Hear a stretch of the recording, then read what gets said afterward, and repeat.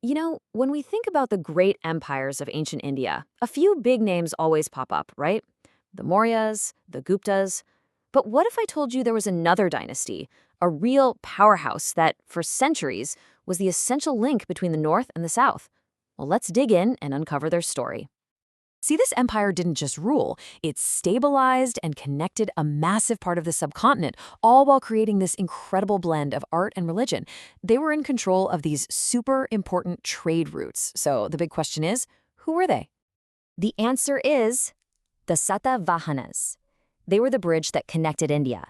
And in this explainer, we're going to see exactly how they built it and, in the process, completely shaped the history of the Deccan Plateau. So, let's start at the beginning. Let's really get a handle on who the Satavahanas were and where they fit into this huge, epic timeline of ancient India. Okay, so here are the basics.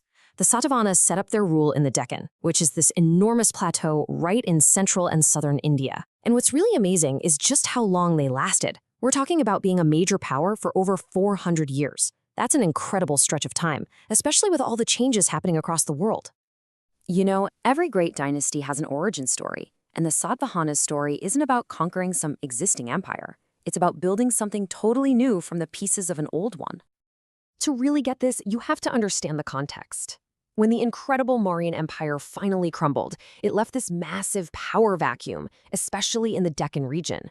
And right into that void stepped a ruler named Simuka, and he's the guy who laid the foundation for the entire Satavahana dynasty. Of course, Simuka wasn't doing this all on his own. He and the rulers who came after him, like the really formidable Satakarni I, started the long, hard work of pulling territories together, establishing control, and bringing some much-needed stability back to the region. They were literally the architects of this new power. So after they got their rule established, the Satavahanas entered what you could definitely call their golden age. This was an era that was really defined by military strength, unbelievable prosperity, and a reach that was truly global. Now, this brings us to a really key conflict of their time. The Satavahanas were constantly dealing with a threat from invaders we call the Western satraps. But then came their greatest ruler, Gautamiputra Satakarni. And he didn't just defend his kingdom, oh no. He absolutely crushed them, restoring Satavahana glory and making the Deccan secure for a whole generation. And victories like that, well, they weren't just about glory on the battlefield. They were about survival. They were about stability. And it's that stability that allowed the Satavahanas to keep their rule going for around 450 years. That kind of longevity laid the groundwork for something else incredible to happen: trade. With all this long-term stability, prosperity just exploded. Under Gautamiputra's son, Vasishthaputra Pulamavi, the dynasty really started to look outward.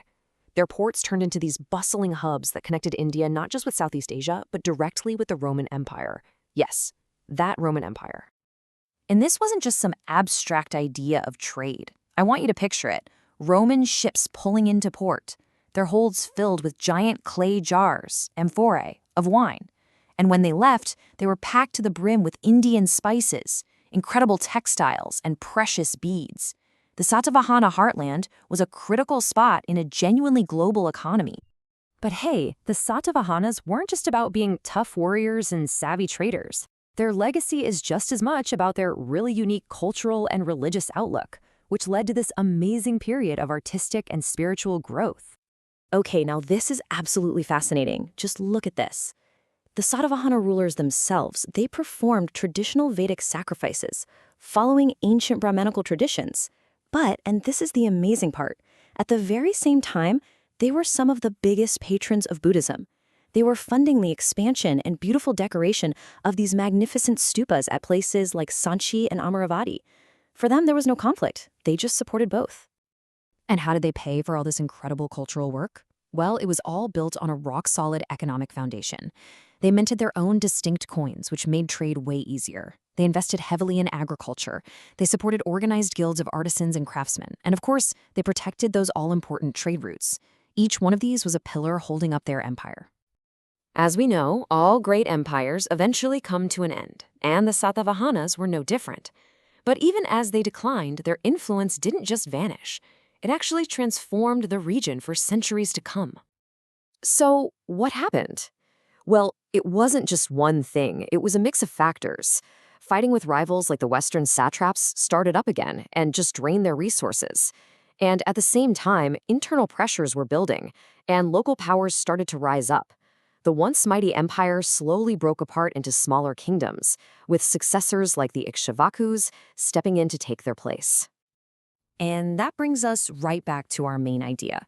The Satavahanas were that crucial bridge. They connected north and south. They connected India to the Roman world, and they bridged different religious traditions. Their legacy isn't some single giant monument. It's in the connections they built, connections that lasted long after their own rule had ended. The story of the Satavahanas is such a powerful reminder that history is just filled with these hugely important players that we often just forget. It really makes you wonder what other vital bridges and forgotten empires are still out there just waiting for us to rediscover them.